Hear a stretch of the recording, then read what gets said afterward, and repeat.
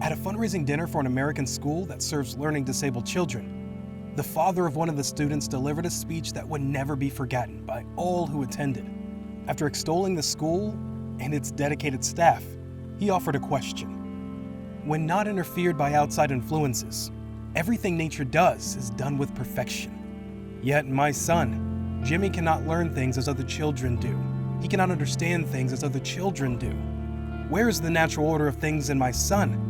The audience was stilled by the question. The father continued, I believe that when a child like Jimmy, physically and mentally handicapped, comes into the world, an opportunity to realize true human nature presents itself.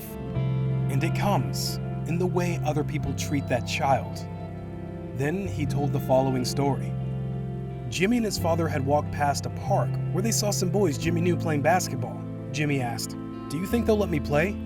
Jimmy's father knew that most of the boys would not want someone like Jimmy on their team. But the father also understood that if his son was allowed to play, it would give him a much-needed sense of belonging and maybe some confidence to be accepted by others, in spite of his handicaps. Jimmy's father then approached one of the boys on the field and asked if Jimmy could play, not expecting much. The boys looked around for guidance and said, We're losing by 6 runs and the game is in the 8th inning. I guess he could be on our team and we'll try to put him in to bat in the 9th inning. Jimmy struggled over to the team's bench, put on a team shirt with a broad smile, and his father had a small tear in his eye and a warmth in his heart.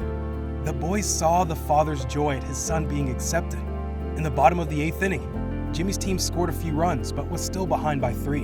In the top of the 9th inning, Jimmy put on a glove and played in right field. Even though no hits came his way, he was obviously ecstatic just to be in the game and on the field, grinning from ear to ear as his father waved to him from the stands. In the bottom of the 9th inning, Jimmy's team scored again. Now with 2 outs and the bases loaded, the potential winning run was on base, and Jimmy was scheduled up next at bat. At this juncture, do they let Jimmy bat and give away their chance to win the game? Surprisingly, Jimmy was given the bat. Everyone knew that a hit was all but impossible because Jimmy didn't even know how to hold the bat properly, much less connect with the ball. However, as Jimmy stepped up to the plate, the pitcher, recognizing the other team putting winning aside for this moment in Jimmy's life, moved in a few steps to lob the ball in softly so Jimmy could at least be able to make contact. The first pitch came and Jimmy swung clumsily and missed.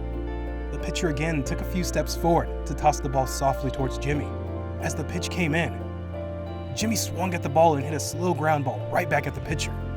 The game would now be over. But the pitcher picked up the soft grounder, and he could have easily thrown the ball to the first baseman. Jimmy would have been out, and that would have been the end of the game. Instead, the pitcher threw the ball right over the head of the first baseman, out of reach of all of the teammates. Everyone from the stands and both teams started yelling, Jimmy, run to first! Run to first! Never in his life had Jimmy ever ran that far, but he made it to first base. He scampered down the baseline wide-eyed and startled. Everyone yelled, Run to second! Run to second! Catching his breath, Jimmy awkwardly ran towards second, gleaming and struggling to make it to second base.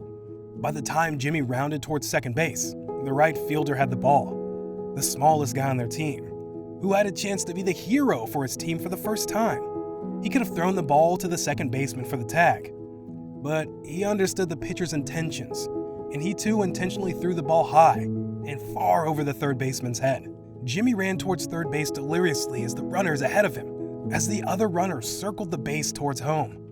All were screaming, Jimmy! Jimmy! Jimmy! Jimmy, you can do this! Jimmy reached third base. The opposing shortstop ran to help him and turned him in the direction of third base and shouted, Run to third! Jimmy! Run to third! As Jimmy rounded third, the boys from both teams and those watching were on their feet and screaming, Jimmy! Run home! Jimmy! Run home! Jimmy ran home, stepped on the plate, and was cheered as the hero who hit the grand slam and won the game for his team. That day, said the father softly with tears now running down his face, the boys from both teams helped bring a piece of true love and humanity into this world.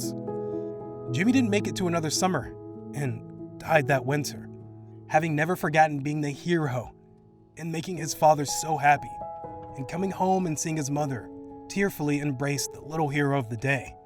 Little acts of kindness that may not mean anything to you can make a major difference in a person's world. Remember this. Thank you for watching this video. I hope you enjoyed it. Subscribe to see more from me.